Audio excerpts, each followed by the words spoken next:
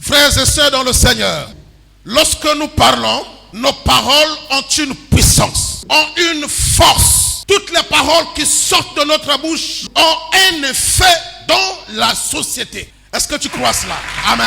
Amen.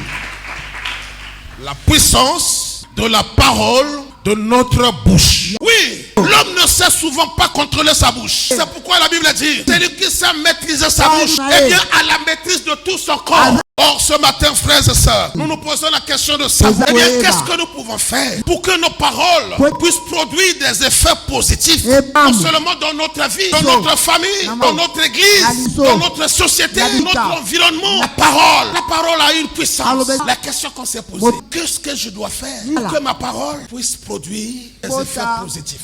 La Bible, frères et sœurs, à ce propos, nous enseigne beaucoup de principes. Mais ce matin, mes amis, nous allons essayer d'examiner deux essentiellement. Alors donc, le premier principe, si nous voulons que nos paroles, malgré leur puissance, puissent produire des effets positifs, eh bien, la première chose, il faut que nos paroles soient toujours assaisonnées de sel.